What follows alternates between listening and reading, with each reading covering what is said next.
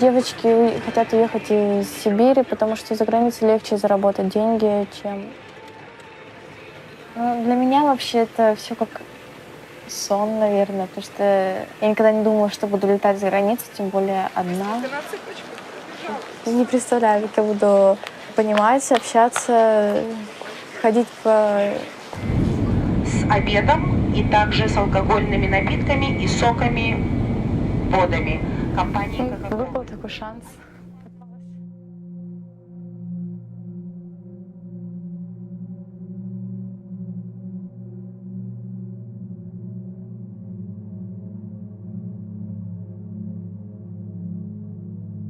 I like to see her in. When fashion designer Elie Tahari casts for Fashion Week, he starts off with hundreds of models. She looks good.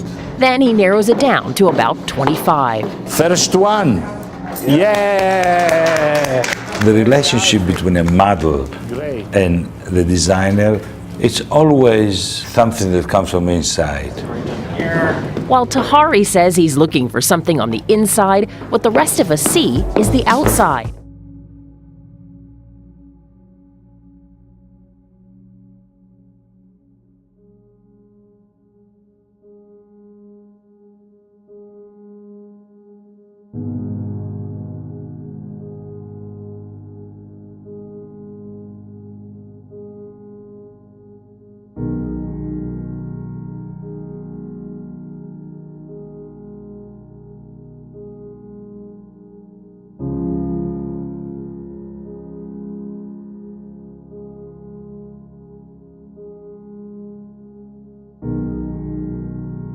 A lot of it is just about lack of awareness, and so I really do hope that people will see this film because, you know, when I talk about these issues, I find that a lot of people who aren't familiar with the industry they don't get it. It's so hard to see past this glossy veneer. Yeah. But then when you see this unvarnished account, it really is very compelling. What goes on in modeling can sometimes border on human trafficking.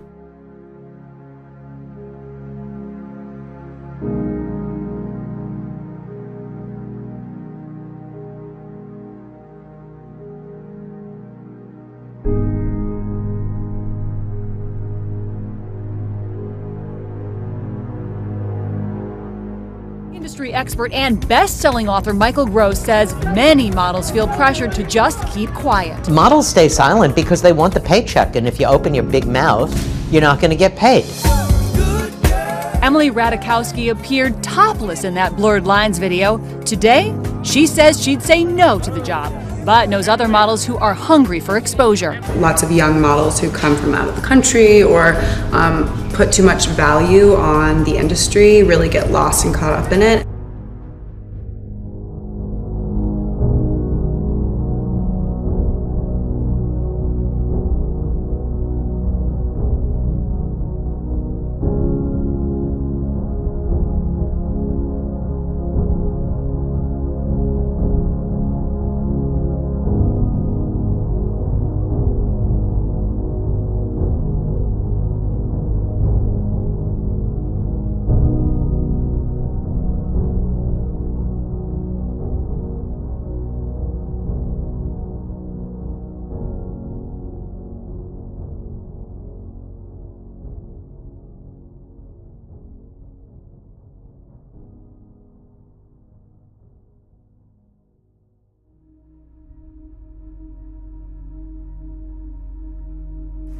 Nicole Weider was just a young girl when she started following her dream of becoming a star.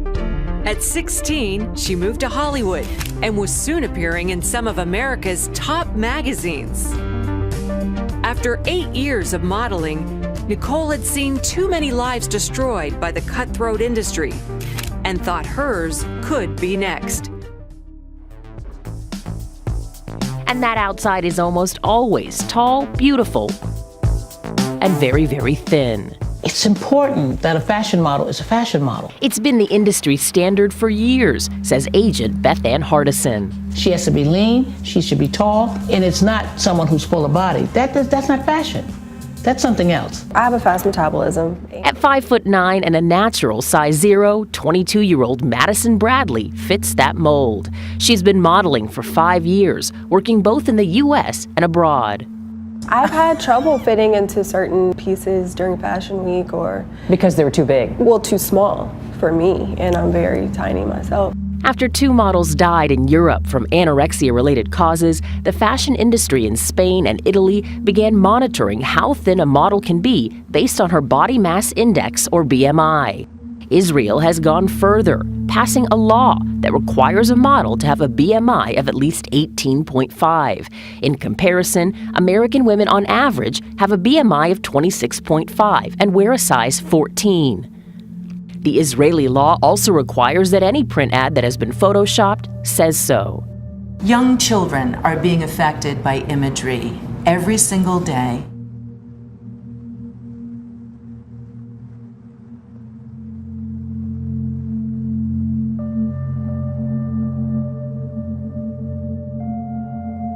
And you did some work with some big names, though. Victoria's Secret a little bit, and some other big names. What was the turning point for you when you finally just said, I've got to get out? You know, I would say it was probably when I posed for Maxim magazine. It was a culmination of just a series of different jobs that really pushed the envelope for me. But Maxim, and when I was a body double for Victoria's Secret, those were my last jobs where I was like, I've had enough. I don't want anything to do with this modeling industry anymore.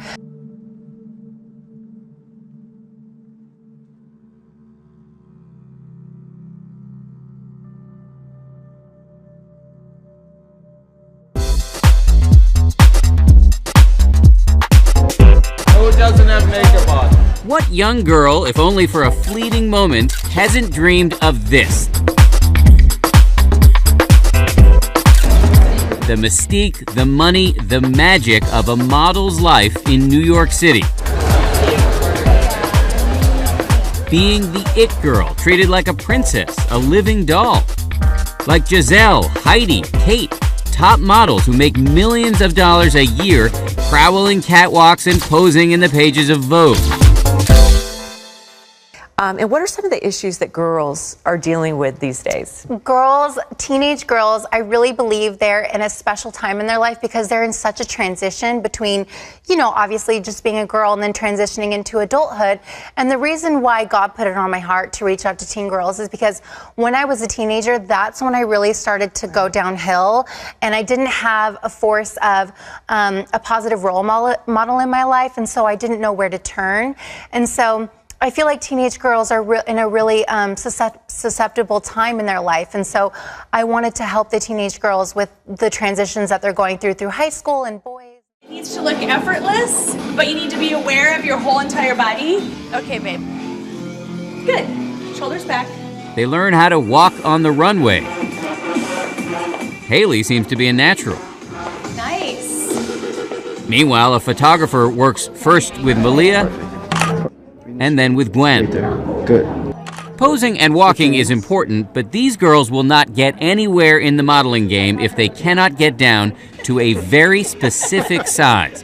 The deciding moment of this boot camp will be when they are measured. I don't think people realize, I mean, it really comes down to an inch or an inch and a half. There's so many beautiful girls and there's such a competitive world that in every way, it's like you're looking at the scales and you're tipping them and you're tipping them and you're tipping them. Based largely on those measurements, Mary and Jeff will decide who makes the cut and is sent to New York City and who will be sent home. This is tough stuff. I mean, you're wrapping measuring tape around waists. You are so darn cute. It is the most delicate situation that we deal with. It's a body business. The reality is they can't let themselves go. As decision time nears, though, the girls are worried that they haven't lost enough and the stress is mounting. It's getting harder and harder to lose weight in inches. Now it's the test of the tape for Malia. It's okay. It's just so... She's made great progress. You have made great progress. You can't That's be... for sure. You can see Mary and Jeff try to figure out how to delicately deliver the news to her. It takes time. She's trying to stay strong, but she is clearly upset. I'm just doing with whatever Mary and Jeff say. Is this like a hard process? I don't know how to describe it. You can see her look resentfully at Haley, whose measurements meet the mark. Haley will now be heading to New York City.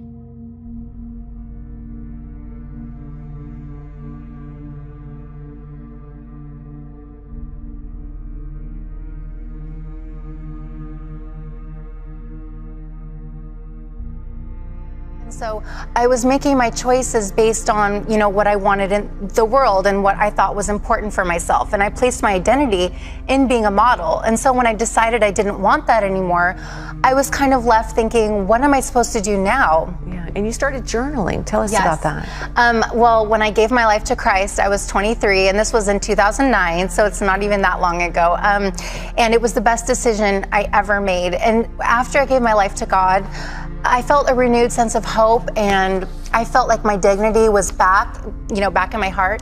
And I started journaling about my love for God and my experiences in the modeling industry. And pretty soon after I gave my life to God, He put in my heart a desire to create a website for teenage girls to share pieces of my testimony on there and to be a light to girls and to warn them about the dangers of the Hollywood industry and about the modeling industry. And so I started journaling my experiences in Hollywood, and God placed the desire in my heart to share my experience.